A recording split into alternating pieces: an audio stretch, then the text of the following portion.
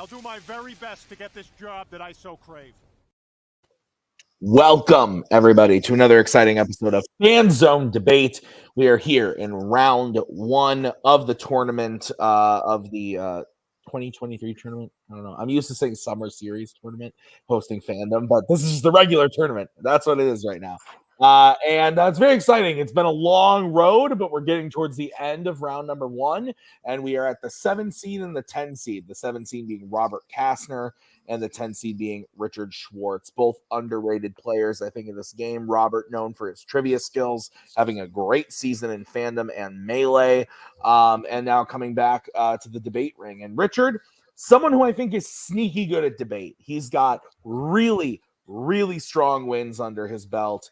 And then his last loss was to Cody, who's the current champion. So again, like, Richard knows what he's doing. I've got two guys here. Thank you for bailing me out, gentlemen. We've got Brooklyn Vale. Brooklyn, it's been a while since we've seen you in the judging seat. I'm happy to have you back. How are you doing, my friend? And what do you think of the matchup?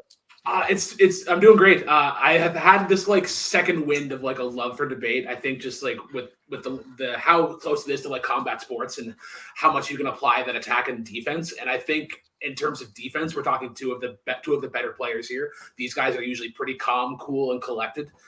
So you're not going to see them get like too riled up. And I'm just curious to see how they perform. Yeah. And Mark, welcome back. You've been here for a couple of these tournament matches, and now you're back for another. How are you doing, my friend? And how do you feel about the matchup? I'm feeling pretty good. I've enjoyed watching these guys in the past, and also getting a peek at the questions. They got some interesting questions coming up. It'll be fun to watch. Yeah, absolutely. So we're gonna get into this. We're gonna start by talking to the second or the lower ranked player, Richard Schwartz. Richard, welcome back to the Fanzone debate ring. I always love having you here because you do a really good job, and I think people underestimate your ability to debate in the league. So you're back. Your last match, I was trying to find where it was. I think the last time you played was I got swept Cody. by Cody. It was Cody, but again, prior to that, you played Andrew Barr and you won that match, and I think people were underestimating you in that one. So how are you feeling about this going in as the lower seed today? I'm feeling good. I'm always exhausted because I'm going to be going to bed after this. But, it's always fun. These were tough questions. Not really tough, but, I was excited to get these questions. And I'm going to wish Robert the best of luck. It should be a fun match. And hopefully I don't, twist my words like I usually do in these things. It's always fun. Yeah, we're excited to have you, Richard. Thank you for being here. And let's bring in the higher-ranked player, Robert Castner. Robert, welcome back to Fanzone Debate. You're coming in today, as I said, number 7 seed. The last time we saw you, I want to say, was when you played Cody as well. You also, your last match was a loss to Cody in a number 1 contenders match. So both of you have that in common. How are you feeling about the matchup, sir? I'm just happy Cody's not here to judge this. I'm really happy to be here for Fanlay, Mayfan. Yeah, big fan. Only fans. Is that what no, wait, that's something different.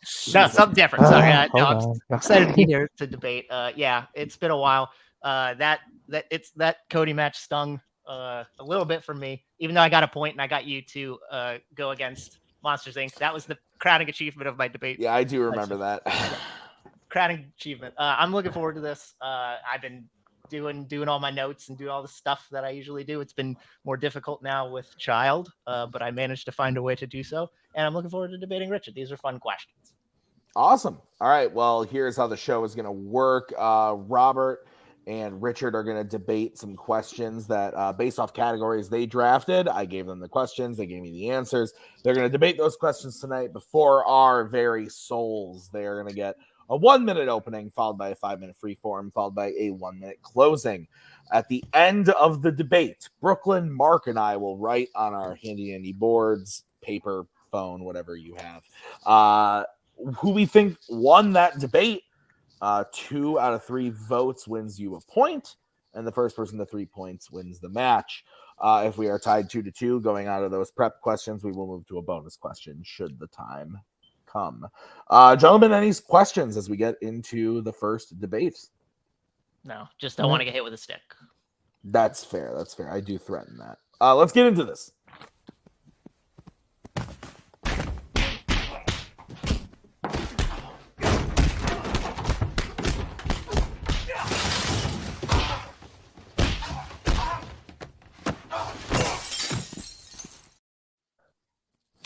First question. Was drafted by Robert. It is in the category of actors and actresses, and the question is simply, what is the best Jake Gyllenhaal performance? I love this question. This is timely at the time of recording. He has a new film out in theaters now, The Covenant, directed by Maggie's favorite director, Guy Ritchie. Robert, you are going to kick this one off. You are going to have a 1 minute when your time starts. I will come in to give you a 10-second warning when the time comes. 1 minute when you start talking. So I drafted this question because you won't find a bigger Jake Gyllenhaal stan than me. He's actually my favorite actor going. Generally, Gyllenhaal has a tendency to play at one level consistently when he's going throughout a film. But I decided to pick a performance where he doesn't do that, where he shows a bunch of different layers, where he actually shows evolution of a character, and it plays off really well with the person he's the scene partner with. I chose Jack Twist, the rodeo cowboy from Brokeback Mountain. There's a myriad of reasons why Jake Gyllenhaal, this is his performance, is defining one. One big key is that it's the only performance he ever got nominated for an Oscar, and he lost to a career-defining performance by George Clooney and Syriana. But like I said, there's a lot of situations where as you're going through his relationship with Heath Ledger, he seems more like a person, whereas opposed to in other performances, he's playing a type and he's playing a characteristic. And that's why I think this one really shines for him. I will go into more detail about why that is as we go through forward, but Brokeback is his best performance by far. Time. Perfect. All right, Richard, we're going to move over to you. You have 1 minute to open your argument when you start talking. What is the best Jake Gyllenhaal performance? To me, the best Jake Gyllenhaal performance is Louis Bloom in Nightcrawler. Louis Bloom is a man who takes up becoming a video photographer to find crime and then sell it to the news. Why I feel like this character is the best, this is the best performance, is he has to play so many different levels. He has to play like a man who seems charming and innocent at one point, and then a deranged psychopath in another, and kind of blended together nicely. And I feel like this performance was so well done, so like it was like almost perfection, but like he had to like mix around different types of characters all in one in like seconds. And I will also go into it more why I feel like this is the best performance once we get to the fighting round. Okay. Sorry, I'm still trying to get used to getting my have no two front teeth anymore, so I have to get used to talking like this. You're good. All right. So Nightcrawler versus Brokeback Mountain. Gentlemen, you have 5 minutes. When one of you starts talking, I will throw the 1 minute warning up when the time comes. And if I feel like someone is talking too much, I'll throw up the let's move on. And if I have to come in, I will beat you with a stick. So 5 minutes when one of you starts talking. I'll let you go first, Robert. Oh, okay. So my biggest issue with Nightcrawler, I like the performance in Nightcrawler, but my biggest issue with it, especially in comparison to Brokeback, is that from the outset of the movie, you said there's a bunch of different layers, but right from the jump, when we see him trying to break into a train yard and then get his way out of being a trespasser and then assaulting a security guard and stealing his watch, we sort of already know what Louis Bloom is. He's a sociopath, he's manipulative, and he's violent. And this is kind of the same for what Jake Gyllenhaal does. Like I said, he sort of plays a characteristic. He does it compellingly. I love it, but he does it in a way that there's not a whole lot of evolution. Like we've seen him play disjointed and somewhat of a person on the outside. Donnie Darko, he does that. We've seen him play an obsessive, which he does very well in stuff like Prisoners and Zodiac. And this is just sort of old hat to that. Whereas with Brokeback, you're seeing the evolution of a person because of how the relationship between him and Heath Ledger and Enos are manifesting over the course of 20 years. It has that benefit where it has a long-winded road to go in and to see him evolve over time, where I don't think we get that much with Nightcrawler. I disagree. Like even when you say off the bat when he's attacking the security guard, you don't know what the motivation, what he was doing at that place. It could have been like he was having a bad day. We don't know. You know, something could have gone through his head where, again, he could be very well autistic. They don't go into if he has any medical condition, but that was my mindset watching it. He might be like somewhat autistic. Whereas I feel like when you say you're the Brokeback Mountain character he has the same layer. I don't know where he's saying he has multiple layers. Like it's a very slow like type of play he plays throughout the majority of the film. And like even when him and Heath Ledger first get together, it like came out of like nowhere. There was like no like motivation. Like they were talking a little bit during the campfire, and then he moves into the tent, and now all of a sudden they're making love. But also like it's a great performance. Don't get me wrong, but I think the most impact of that movie was when it came out during its time, because this was like the first time like in a while that you've seen like a movie like this during like the early 2000s where like it was, I mean, gay people were accepted, but it was still like people were afraid to come out of the closet this time, and I feel like that was more of a shock factor for Heath Ledger and Jake Gyllenhaal than there's actual performance. I can't deny that there's a stigma placed with it and wondered of its time. But you said there's no. I mean, they have a series of conversations leading up to the point, and then they get drunk, which is obviously the catalyst for them getting together. But you see him go from someone who doesn't talk a whole lot. He's a bit reserved, but he has a little bit of a playful side, and you see how not having an unrequited, not available open love affair, how it burdens him. You see that like when he comes up after he hears Enos has gotten divorced and Enos has his kids, and he's like, I can't do this right now, Jack. You have to come back. He drove hundreds of miles to come with him. And then you see like there's a microcosm of adjacent between when he's going up and he's singing in the car and he's so effusive, and then when he's rejected, there's so much pain in that. That's not just what he's evoking from his face, but it's everything that you feel that he's not expressing as well as he goes to Mexico and he starts trying to live out sort of his fantasies. So I think there's more layers to it than you want to give it credit for. I think like as he's going over time and his family life is developing, like as he's getting angry and angrier, he has that scene at Thanksgiving with his father-in-law where his father-in-law and him are butting heads, and he has that he's trying to be the alpha male. So I think there's a lot of layers to that. I think with Nightcrawler, I think a lot of what makes up. Okay. When you're saying like he has a playful side and not talking much side, the playful side we've seen him like when he was in Bubble Boy. The talking side, like when he's being hesitant, being kind of shy, we've seen that performance in Day After Tomorrow.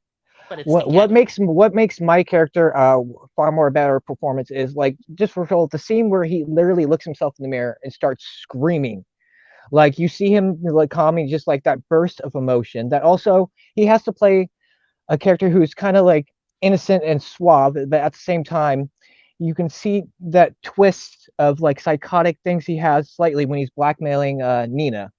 I think also what sets my character from your character apart for performance-wise is, how they always get Tobey Maguire? They always say look alike. I feel like Tobey Maguire can do Brokeback Mountain. Tobey Maguire could not do the film Nightcrawler. No, I mean he could in Tropic Thunder. All right. We're gonna start with Richard. Richard, you get to close first. You have 1 minute when you start talking. I enjoyed Jake Gyllenhaal's performance of Brokeback Mountain, but I think for the most part, people when they talk about Brokeback Mountain, they talk about it was two guys kissing, two guys making love, two straight men who were pretending to be, who were playing gay characters. Whereas, and also, people will talk more about Heath Ledger's performance because he, sadly has passed on during this time. Whereas, there are so many different levels of Jake Gyllenhaal in Nightcrawler where he has to play multiple characters, multiple emotions all at once. Where I feel like it's a lot easier Jake Gyllenhaal to play his role in Brokeback Mountain because there wasn't too much depth of the level of character. It was. Yeah, so sorry. I end the rest of my turn. Beth, I am busy. Okay. All right. So we're gonna bring in Robert. Robert, you have 1 minute when you start talking to close your argument. Richard said we didn't know what Louis Bloom was like at the beginning because we didn't know what his tendencies were. I mean, he's a thief. He goes and he sells the copper wiring and the fencing right away. So we know exactly what he is, and that just builds on. He gets more comfortable with the idea of being a stringer and filming crimes, but he's the same throughout. It's not the same as Brokeback. And actually in Brokeback, as a comparison to Heath, he has to play at that level and he has less pathos to deal with. So he actually has the harder job to maintain to live up to that.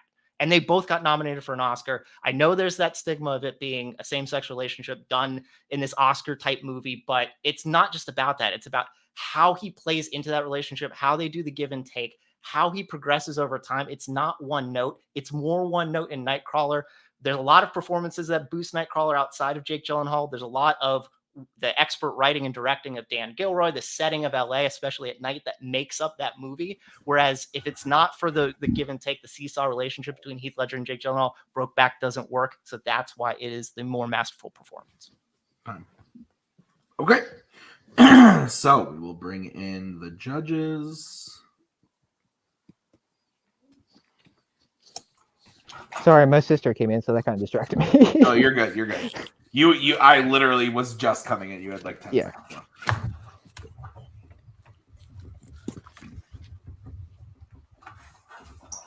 Ooh.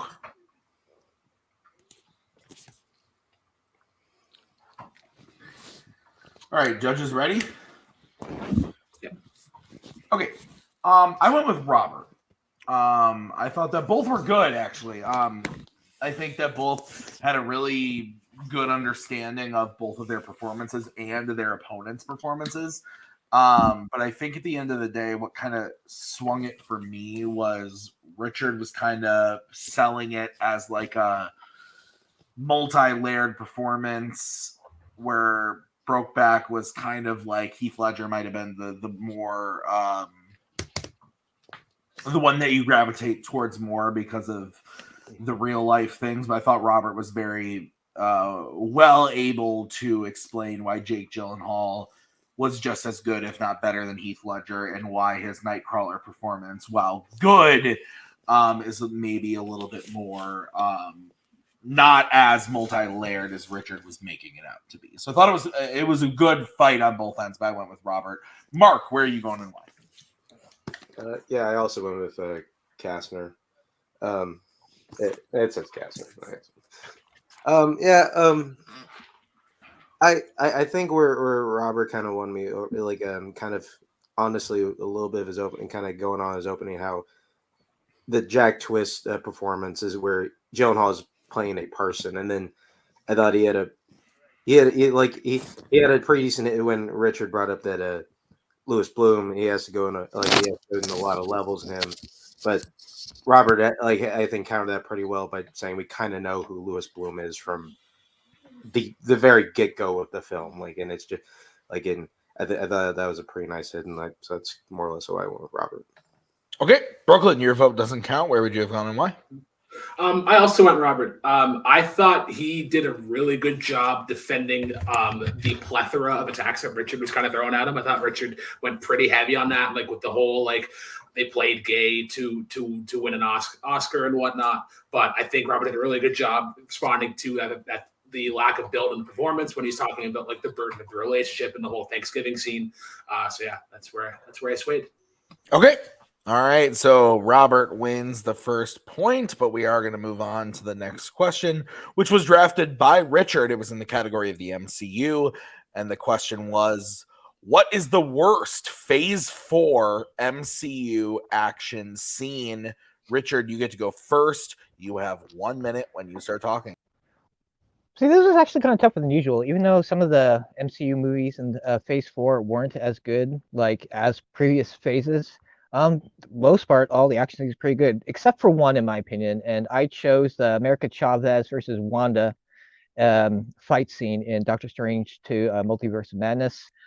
This, to me, was the worst fight action sequence because for multiple reasons. I don't want to go into it until I get to the fight, but I will just say a lot of convenience that had to happen during this fight scene. A lot of convenience happened. A lot of just wildness and things that happened that weren't natural to either characters. And I will go more into the America Chavez versus Wanda Okay. Ending about 10 seconds early. We're going to move over to Robert. Robert, you have 1 minute. When you start talking, what is the worst Phase 4 MCU action scene? So I know when a lot of people debate best versus worst action scenes, when they think of worst, they usually bring up pacing, impact on the rest of the movie, was it cool or not, all these things. But I think one important factor for that should be whether an action scene makes you physically ill to watch.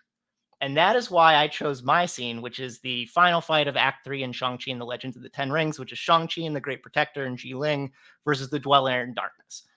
We already had sort of the quintessential culmination fight right before this. And this is just empty calories on top of what was a chef's kiss meal. It's the thing that MCU movies do where it tries to CGI-ify the end part so that it makes it big on a scale. But we didn't need that. It was already big enough of a scale in the previous fight. There's so much swirling color and sound being thrown at you. It's too much. There's too much input.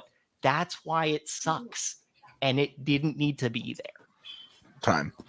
All right. So the end of Doctor Strange 2 versus the end of Shang-Chi. Gentlemen, you have 5 minutes when one of you starts talking. All right, I love your action scene. Like, it is such a beautiful like sequence of like the way the two dragons are like, you know, dodging each other, the waves. It was just a beautiful scene, especially with Shang-Chi and his sister on top. I just like, yeah, it is a CGI versus CGI, but we have a lot of those in the MCU to begin with, and you know, they enjoy it. Like some of it, you know, Thanos versus Hulk was fun to watch. Hulk Abomination was fun to watch. This was also just fun to watch. Just Richard, the difference between those CGI fights and this one is that those are two corporeal beings. These are swirling masses of giant creatures. And when you add in swirling water on top of it, and then they do the shaky cam where they move it, it's like playing a God of War game, but you're not, when they do first person camera, there's a lot of shakiness. I'm glad you could differentiate it, but I couldn't as I was watching it. It was so much. Your scene, at least, because it's two people fighting, I know what's going on. And at least, unlike my scene where we already had the payoff, emotional payoff, this is an emotional payoff moment. You might not like it, but at least it goes from America Chavez being a plot device to actually realizing her power. And as part of it, it has an impact on Wanda. Speaking of plot device, the whole point of the America Chavez throughout the whole movie was she couldn't control her powers. Because she couldn't control her powers, and all of a sudden, towards the end, she can control her powers just with a motivational speech. Whereas, no, that is lazy. They had like no time for training, no time to do anything. Like she literally, and then all of a sudden she's able to like beat Wanda, and also like that whole little was so cringeworthy. Whereas yours, you had a payoff, like you saying you didn't have an emotional payoff for characters. It did. It had an emotional payoff for Awkwafina. She was able to get the bow and arrow to to distract. What was the bad dragon's name? It's like the Musk or something. The Dweller in Darkness. The Dweller, yeah. That was a payoff moment for her.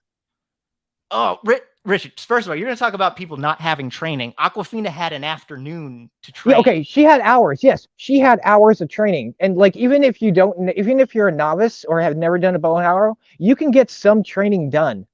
The Dweller in Darkness was hundreds of feet in the air, and she hit it in the perfect spot with her last arrow. By the way, when they're retelling the story after I'd already seen it, it feels so contrived when we're doing the recount of it. It's ridiculous. And at least America Chavez, she did have some training at Comertage. She did get to learn a little. That was the ending of the film.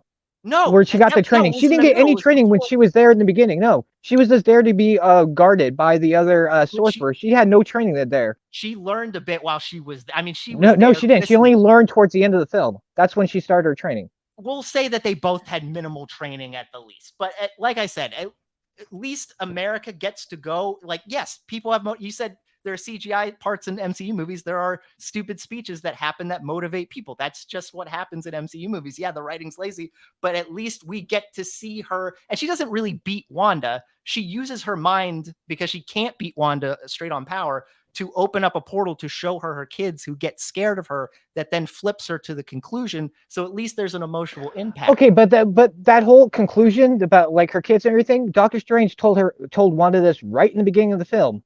And she wouldn't think now just because she sees the kids, sees her other self, she finally no. Yeah. Yeah, I mean, she had no visual she had no way to have the emotional And also impact of that until then. also with your film, yours like it's inspired by the Chinese films are very extravagant, very like fluid motions, like Crouching Tiger, Hidden Dragon had a lot of those aspects. A lot of other Japanese films with the dragons. They did all the fluid motion in the Shang-Chi Wenwu fight. That's what I'm saying. Everything that we needed, the character building moment, and where Shang-Chi actually realizes the hero he is, that happens when he fights his dad. Nothing like that happens during this Dweller in Darkness fight. I mean, Shang-Chi's dad is a villain, but the Dweller was also the main villain. The whole point was to protect. What is the town's name? Shilong? Tai Lao. It was protect the Great Protector, and the Dweller wanted to come out. That was the big baddie. He was just Shang-Chi's dad was the side baddie. No, I so mean, yes, you did have to. The guy who's there the whole time. We just hear whispers of the Dweller. Yeah, but we hear about the Dweller throughout pretty much the whole film. So of course we need to see where the Dweller is. We need to see the Great Protector, and it's because you didn't like. You said you didn't like because of what make you sick when you were watching it. Yeah, I couldn't manage to keep my eyes straight because everything was swirling around me. That's I very well could. I mean, I understand that could be for you, but most people. Time. Yeah. Yeah. Strike it from the record. Robert, we're going to start with you. You got 1 minute when you start talking. As I mentioned, all the emotional baggage, everything that happens with Shang-Chi and Wenwu is the main crux of the Act 3 fight that we needed. It has nothing to do with the Dweller in Darkness.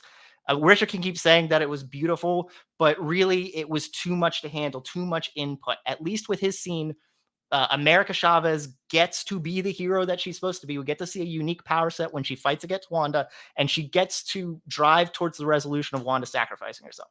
In my scene, there's too much going on. You don't know what's happening. It's empty calories. If you want first-person pan-up fighting with a large monster scaling up, play God of War. If you want to watch beautiful choreographed fights between abnormally powerful beings high in the air where the term Kamehameha is used and is used well, watch Dragon Ball Z. If you want to see CGI monsters attempt to suck the soul out of victims through their mouths, watch Harry Potter and the Prisoner of Azkaban with the Dementors. All of those things are better than this end fight with the Dweller in Darkness, which is too much to handle. Time. I made a face because currently Maggie and I watching Goblet of Fire. So one movie off. Okay. So we're going to bring in Richard. Richard, you have 1 minute to close your argument when you start talking. The Great Protector Dweller scene was amazing. It was great. Just because my opponent thinks it was unnecessary does not mean it was not necessary. Every Awkwafina needed her moment. Her character needed her moment, and she got her moment to that scene. The two dragons fighting each other was really beautiful, really great. It was inspired by, Chinese lore, Chinese fantasy lore, which I think the MCU adapted, and it also makes it unique. Whereas the America Chavez fight scene was completely it was not necessarily came out of nowhere, but the whole point of the movie, she could never control her powers. There was no even indication that she could ever control her powers. Right until the Doctor Strange speech. And that fight scene kind of hurt Wanda's character because Wanda was a Avenger. She learned to harness her powers for many years, whereas America Chavez didn't. I just think my scene is the worst because way too many things came out of nowhere that made no sense, whereas everything in Shang-Chi made sense and gave time. All right. We'll bring in the judges.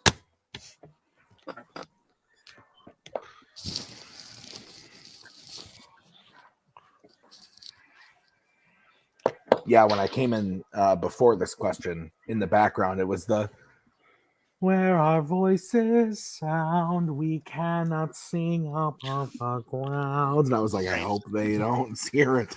Okay.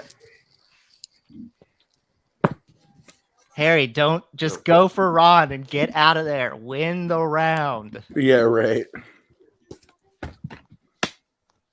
Dummy. Did you put your name in the Goblet of Fire, Harry? Yes, I did. Okay, I'm ready to go. How about the other judges? Yeah. Okay. Brooklyn, why don't you kick this one off? You're muted. Sorry, let's try that again. I don't think this was the best fight. We went off the rails a little bit. I think the whole like the whole training thing, like did that count or not, was kind of where it all started. But I ended up going with Robert. I think his closing was really well, and I think it just kind of came down to like the cinematography of Robert's scene versus kind of like the cringiness and everything that was happening in Richard's. I thought that Robert did a better job. Okay. I went with Richard. May the Schwartz be with you. Robert actually had me at one point. And the thing that kind of lost me was, I agree with Brooklyn. I thought this kind of went off the rails a little bit. I thought Richard's closing was super strong. And on the whole, if I was the fighter, I would have thrown if I was Robert in this scenario, I definitely talked about the fact that the action scene of America versus Scarlet Witch is basically non-existent in the sense that she kind of like throws like two punches and whatnot. And Richard was actually able to explain to me like really interesting things action-wise going on with the scene. Now, Robert was able to explain to me like negative things about like, yes, again, Brooklyn said he discounted the like character training and stuff like I understood why they kind of went down that road. Like, I think Robert was able to poke holes in the scene. But I think Richard actually did do a really good job, especially in his closing, of being able to say like, this big dweller in darkness, they've talked about it the whole movie. It came up, they fought it, it was awesome. And the jab about bringing up how Scarlet Witch was a fucking Avenger, and then just gets like smacked by some teenager, I thought was a pretty good hit. So on the whole, both good job to both of them, but I go with Richard. Can I do a point of order before Mark? I was going to mention what you said, Tim, but I figured since you let the scene go in, that would just be in poor taste. Oh no, I mean, I definitely, well, that would be up to Richard to be like, well, they accepted it. Anyway, Mark, your vote is the deciding factor. Where are you going? Interesting. Well, I mean, I feel like you both kind of said it. I feel like we went in some odd places with this fight. You know, that being said, I did go with Richard here. I mean, I feel weird talking about it because, you know, I don't actually compete in this division. Although I do think on some level, I think Robert maybe made a technical error on this one with his choice of fight. Just because, at least with here, it sounded like his fight was at least kind of fun. Like, I would have fun watching it. And I feel like Richard made an argument to why his scene wasn't fun.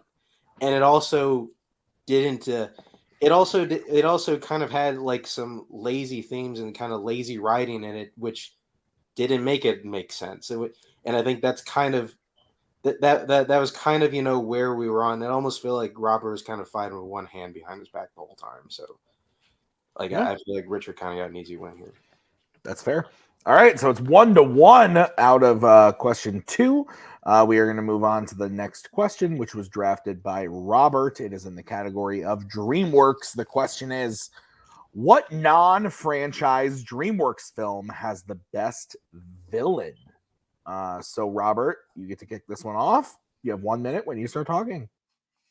So when you think of non-franchise DreamWorks in the arrangement of movies in this category, there's a lot of silliness, and frankly, there's a lot of bad movies, which is fair considering they haven't made any sequels to any of these movies. It's not franchise-based. So locating a villain amongst this list who isn't an also-ran or uninspiring was pretty tough.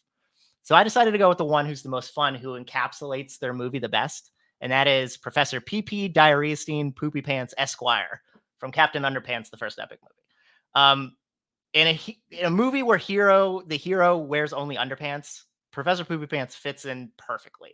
And with that name, as I described it, how could you not have fun with someone who offers this Lex Luthor-like super villain quality while having this snark behind him of a Nick Kroll who does his voice, mastering this voice work that he's done on for, many years now, with this great dialogue and these raunchy settings, dumbing it down for the sake of doing it for a kid's movie. So that's why I chose Professor Poopy Pants, because it makes the most sense to me amidst the movie. Time.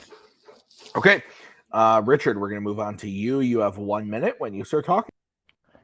This was really hard because when you're taking out non-franchise DreamWorks villains, you're like leaving like maybe 4. So I went with Ramses from the Prince of Egypt. Ramses was the son of the pharaoh, whose adopted brother, Moses, as you might know if you guys ever read the Bible. They grew up together. They cared about each other. They felt like real brothers. When Moses attacks a guard later in his life, he leaves, and Ramses becomes the pharaoh.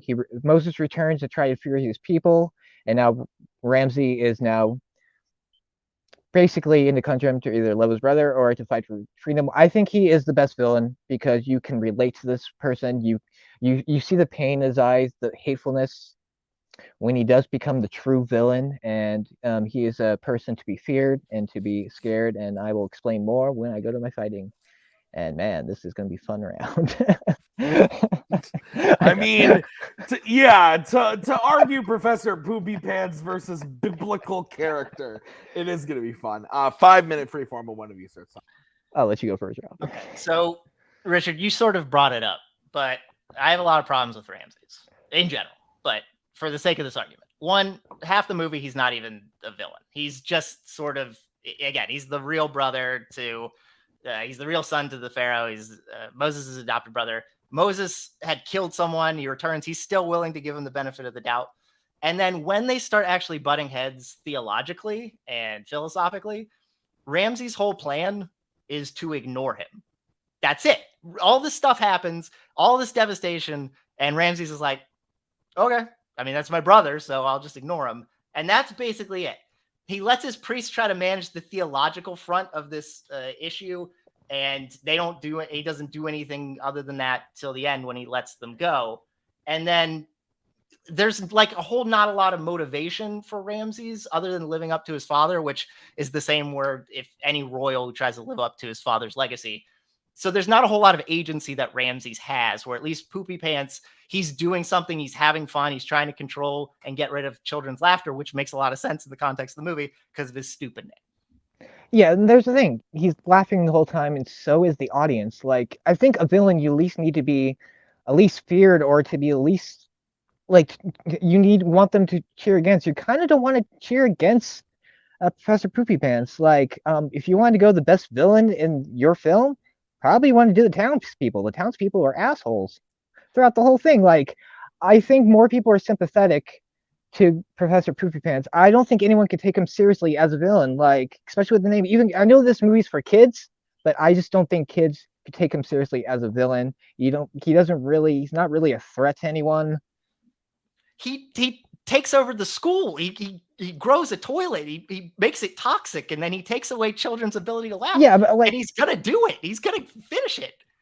Whereas, okay, Ramses, yes, he wasn't like necessarily a villain starting off, but especially when he loses his son because of Moses and the plague, you see the hate, like the despair, the angriness. When you see the look in his eye when he looks at Moses, the pure hatred of Moses, it would scare me. It's intimidated a lot of people. Whereas Professor Poopy Pants is just not intimidating at all. And I think as a villain, no matter how outlandish and like silly this movie is, you still need to have somewhat of a severity of, like, at least even for a moment of, oh my God, this guy is terrifying, or this guy is going to do it. You don't really do it. Like, he's just joking. And your Professor Poopy Pants looks like the professor from Jimmy Neutron, if you know what I'm talking about.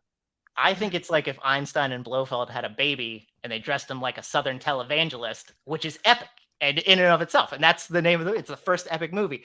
I think you're trying to put too much pathos in a DreamWorks movie, and yours is based on the Bible, so I understand why you want to do that. But Ramses has no character. Everything he does is as a he absolutely has character. Reactionary to Moses. That's all he does. even to the point at the end when he lets them go, we don't see the lead up to what motivates him to want to track down Moses and the people. We just see everything from Moses' perspective until the Egyptians get there. Well, why don't we get to spend any time with Ramses outside of his interactions with Moses? Why? You understand why he went after him, because he killed his son. He took the last. Why didn't he go after them then? Why did he let him go? Because he was grieving. He was in despair. Like, he was still grieving for his child. Like, when you're grieving, like you're not all the way in your mindset right there. And again, he has a character. When he's younger, he's trying to live up to his father. His father actually preferred Moses over him. He wanted his father to respect him, to treat him as an equal, to become a future king. Whereas there really is no character to Professor Poopy Pants other than he wants to get revenge because people kept laughing at him because of his name. That's not a good enough. He was going to get the Nobel Prize, and they wouldn't take him seriously. He was a professor, a scientist of serious clout, and they wouldn't take him seriously, so he decided to get revenge on everyone. That by taking away their laughter, that's not a really villainous, like, I mean, you're talking doing brain surgery essentially on people against their will is not villainous. That's absolutely villainous. In this movie, it was not going to hurt anyone other than taking your laughter. Whereas, you know, what's a worse plot? You know, taking away someone's laughter or enslaving an entire group of people. He let them go though. He would change his mind, and he also when they were slaves. He would have his people torture them when they weren't doing their work good enough. And by the way, they turn into zombies when they lose their laughter. So it's not like nothing happens. They lose their free will, which is a big freaking deal, I think. So do slaves in my film. My film. Strike it from the record. Richard, we're going to start with you first on this one. You get 1 minute when you start talking. It's kind of hard to debate two different type of villains into two completely different types of films. I will say what makes my villain the better villain, other than Professor Poopy Pants, is you take Ramsey seriously. That's when you see there has been moments where you just see the hate and the desire, like when he loses grieving his son. You see the intent. People are afraid and intimidated of him watching this. Professor Poopy Pants. He's never really intimidating throughout any of the film. Like, he tries to be, but he always with that accent of his, with him, like, you know, hopping up and down, just over exaggerating. I don't think kids take him seriously. I don't think if kids are laughing at the professor watching the movie constantly throughout the whole film, I don't think that's a good representation of the best villain, because the best villain is supposed to at least scare you or intimidate you just the slightest. Whereas Ramses, he goes after them. He tries to murder his own brother. The people and the scene. Okay. We're going to move over to Robert. Robert, you have 1 minute to close your argument when you start talking. Richard said you relate to Ramses. I was never royal trying to live up to father's expectations. And also, he doesn't really try to do anything to stop Moses throughout the movie. He's weak, he's petulant, he's pouty throughout. That doesn't change with the added burden of responsibility. Professor Poopy Pants, he's a world that's turned against him. He's trying to do all he can to get rid of laughter because that's the thing that's burdening him. And he enslaves a school. He's going to enslave the town. He has grand designs. Yes, he's funny, but that's the course of the movie. He's supposed to be funny. At the first scene, when he's doing all these mad genius inventions, he's sarcastically talking about the wonders of the American public school system. He's snarky, and that's what I want from this type of movie from a villain. Someone who's biting, sarcastic. He appeals to kids and adults. And I mean, it's a kid's movie. They can be intimidating, but they can also be funny. He understood the assignment. I don't think Ramses did. I don't give a crap about Ramses because he doesn't exist beyond the scope of reacting to Moses. Time. I hope you guys heard I have to clean Bucky's ears when we're done. Okay, we're going to move on. Bring in the judges.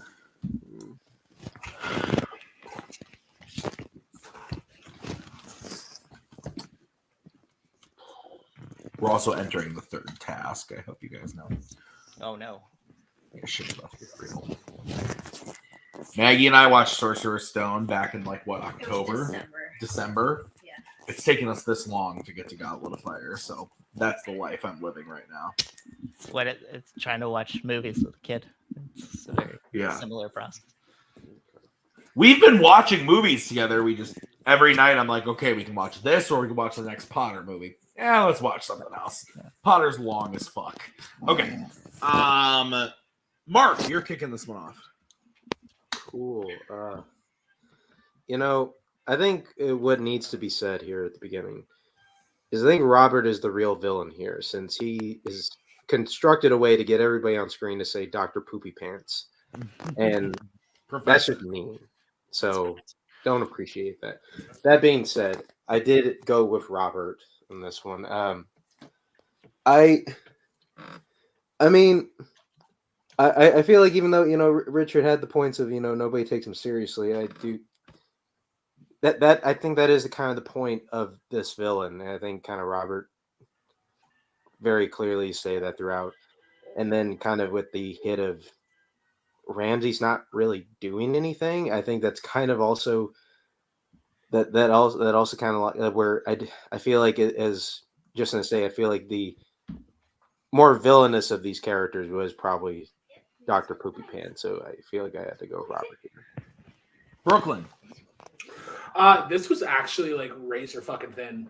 I thought these were two really good arguments for kind of like what you should be doing for villains. Like there's going to be the intimidating villain, or there's going to be like the fun villain that you're gonna kind of laugh along with. And I thought they did a really good job. I think what it came down to was the substance of the attack going to the other side, and for that I'm going with Robert. I think he did a really good job of kind of rounding out the, he's like, because I thought Richard did a really good job of being like, he's intimidating and like the whole slave work and whatnot.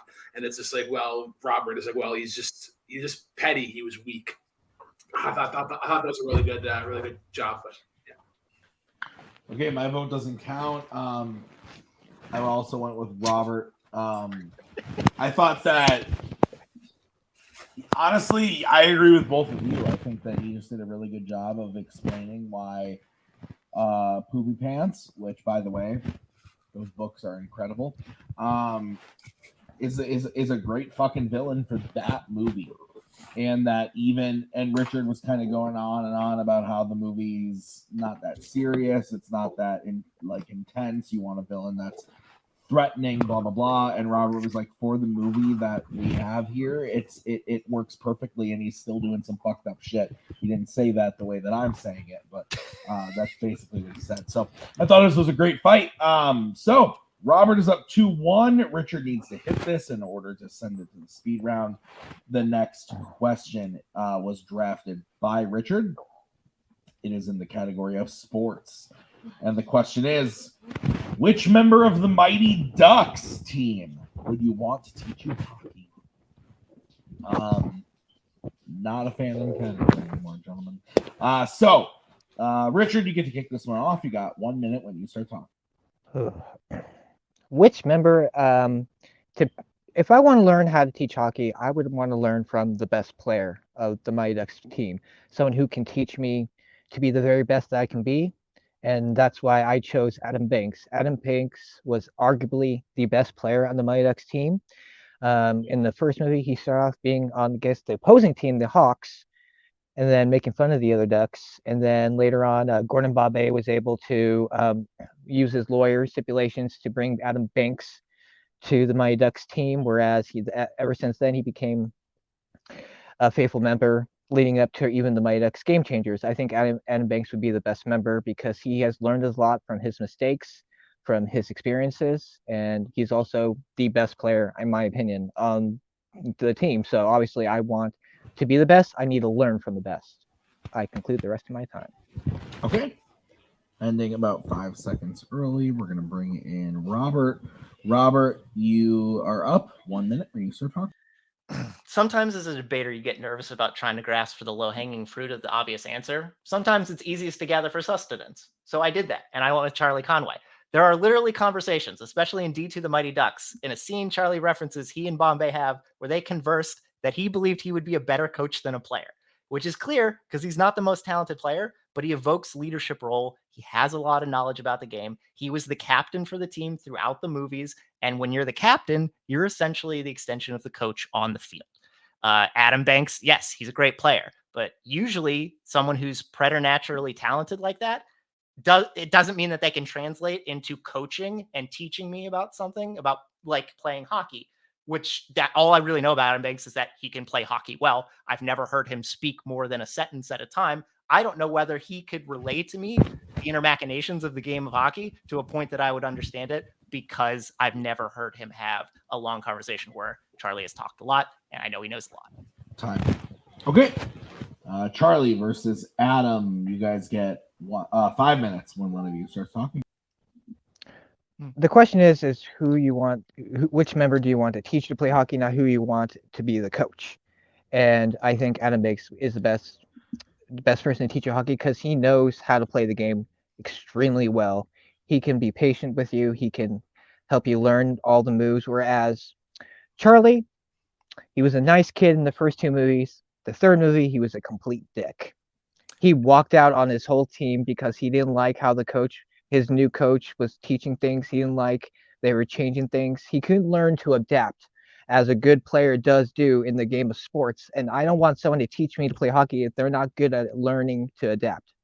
Richard, some of the best coaches and people who teach, and by the way, coaching and teaching sort of go hand in hand. I know what you're saying, but they do go hand in hand. Some of the best people who teach and coach and get the most out of people have an attitude problem. Bobby Knight is just someone I could think of right off the bat. Adam Banks could try to teach me something, but given his talent level of hockey, and I am not that talented, how am I supposed to know that I can do those moves? He might teach me things that I have no clue. I'm not coordinated enough. Charlie started off being Spazway Conway, and I at least knew he progressed to a point where Bombay was comfortable enough to teach him the triple deke, and he won the championship for them. And again, he was the captain throughout. And yeah, he was had anger problems in the third one, but he was still trying to teach. He was still helping Fulton skate. And this is after Fulton's played hockey for years. So at least I know that he was still looking out for his team, and he got the captainship back, and he learned how to play hockey a different way for the betterment of the team, which is something that I would want to be relayed to me, all the different aspects of hockey. Fulton knew how to skate by D3. He was just hanging out with him because they were really close friends. Adam Banks, he had the same training as Charlie did with Gordon Bombay. Maybe not as long, like halfway through, but even D2, D3 he had the same kind of training. He knows, and he's worked with the original members of the Mighty Ducks and the current members, so he knows other people who are not as good as him, how he can learn to adapt. Charlie, like I said, when he walked out on his team. And even when we're going to the Mighty Duck Game Changers, the TV show, which by the way, that is canon, so it is canon for this argument. He's no longer speaking to Gordon Bombay as a coach. He lost faith in them. I just want to say, I want to jump in. This won't affect your time. We do not let TV affect, so that will not be part of the. Okay, sorry. I will disregard that. Again, D3, he did walk out on the team just because he didn't like how things went. As a player, as someone you want to play sports, you have to learn to adapt with new rules of the game or games that you're not comfortable with. You have to go right through it. Adam Banks always. Adam Banks wasn't there. He was a varsity player. We don't know what kind of rules. Yeah, because he was that he good. Have to because he was already Adam Banks, the player who was on the varsity. And Richard, I was talking about when they're doing the drills at practice, and Fulton and him are doing laps, and he's still training him to skate. That's not when they got kicked off. That's while they're still on the team. And Charlie did learn from those mistakes and come back. So you can harp a lot on D3, but there's 3 movies. And Adam Banks, you said, was there for a lot of the training. A lot of the times he's hurt.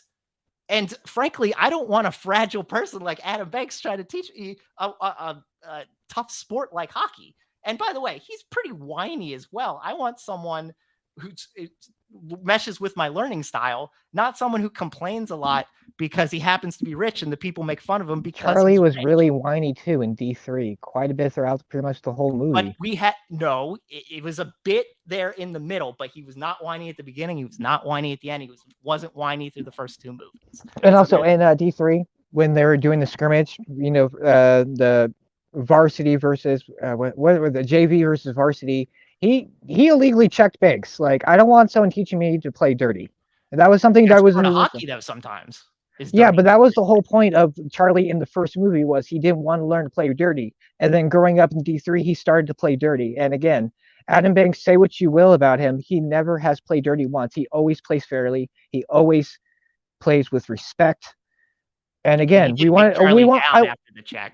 which was also somewhat illegal. I know that's retaliation, but he still took him down during that. So it's not like Banks wouldn't do something like that. And by the way, the only real training, like, again, he doesn't talk. Like, how am I supposed to know he can relay these things? The only time I ever heard him talk a lot was when he's in the driveway in D2 doing his own drills. How am I supposed to know he can relay He talked that? with Gordon Bombay in that whole scene with him reaching the glove, saying he didn't want to let the team down, didn't want to let his father down.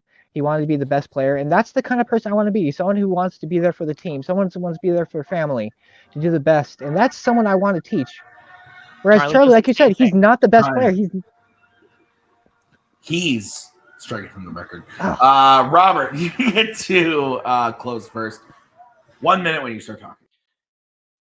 The best players don't always make the best coaches. The people who evoke leadership, the people who can be an extension of their coaches, coaching and teaching goes hand in hand. When Bombay doesn't show up in D2 and Michelle McKay has to come up, who's the one who grabs her? Charlie. Who's the one who goes through all the drills and makes sure she is aware of the different understandings of the outset of hockey? It's Charlie. Who's the one who does the recruiting, comes up with the plays, makes plays in D2 to get them back in the Iceland game? Charlie.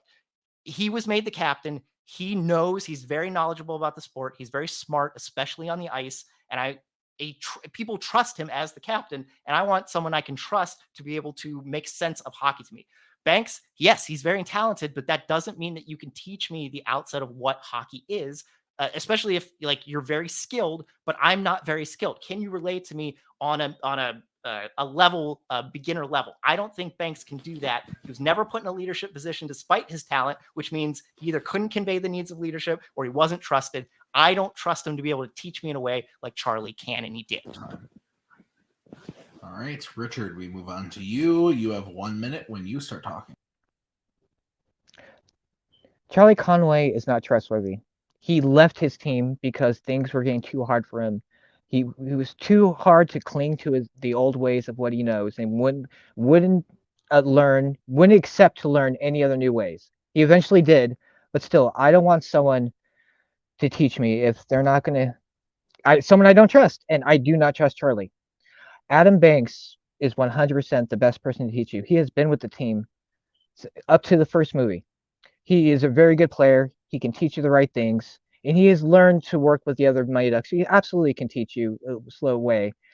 And also, Charlie Banks was made captain because he's the main character of the film. Adam Banks wasn't, but he's still arguably the best. And I do want someone to be the best. I want to be learned from the best.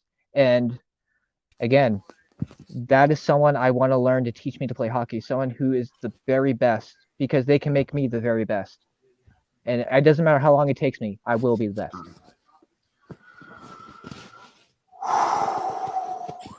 Okay.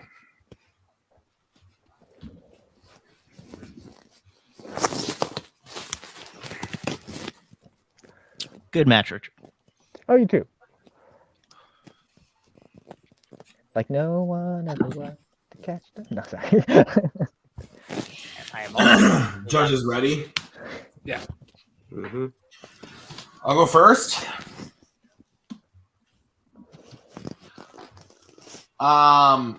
This was tough. I thought this was probably the best one. Was the one that I feel like both were the most knowledgeable on. And arguably the two correct choices for the question. I mean, I already wrote it, so I can't change it. I went with Robert. I think that, again, this was the closest one to me because Richard is right in the sense of like there have been many times in the series where they've talked about how his character is the best player. They recruit him. They use tactics to get him because he's the best player, and then he's just always the best player. But Robert took this from a perspective of like, who do you want to teach you? And Charlie just knows so much about the game. He's the captain. He can be that coach-like person for you. And I thought that Richard's hit about like, well, we're not talking about coach. We kind of are at the end of the day. Like, I think that the way that Robert was able to put into words, like, he might not be the best player on the team, but he is the best one to teach you the game. I thought it just worked really well, but it was really close. This was tough. I went with Robert though. Mark, where are you voting and why? Well, first I want to say I did not think Bobby Knight would ever be brought up in the context of I get it. this. So just want to bring that up first of all, and I kind of feel like you read the question and I just feel like I kind of knew where this was gonna go, and it went the way it would, and I ended up going with Robert because just kind of knowing like at least these movies pretty well. I knew exactly where Richard was going, and it's the best way to attack Charlie Conway, the third movie, because he sucks in the third movie. So I feel like Robert had at least good defenses for that, and Richard, I think, honestly backtracked at least in the closing for a little bit, of where said he couldn't change. He eventually does. Like, well, then he can't change, like you said in your closing. Like, I couldn't bring up Game Changers where he changed back. That's canon. but yeah, I feel like Robert brought up the points he needed to for Charlie. Like he was placed in leadership position throughout the entire franchise. He's, I think, the most relatable one to teach you hockey, and that they've established it throughout that he is that he's considered himself a better coach than a player, and I think that's what's swayed me here. You're muted. You're muted, Tim. Of course I am. Brooklyn, your vote doesn't count. Where would you have gone and why? So a couple of housekeeping things. One, I'm glad to be here for a hockey-esque question. I was on my head to make sure that everybody was getting the rules right. As a person who grew up with the NHL, I was disheartened that a college basketball coach was brought up. So I wanted to bring up five. I wanted to bring up 5 current or former NHL coaches that would fit this role. Scotty Bowman. Quite well. John Tortorella, Mark Crawford, Paul Maurice, Joel Quenneville, and Mike Keenan, all similar to Bobby Knight. But I actually would have ended up going with Richard. I thought there was a lot of punches thrown, and I think the nail in the coffin for me was the whole clean versus dirty argument. I think that was really good. But Robert brought out some really good points about like kind of teaching the triple deke. The whole coaching versus teaching thing I thought was kind of a wash, because coaching is essentially teaching. But yeah, I thought Richard did a really good job with his attacks, but also his defense.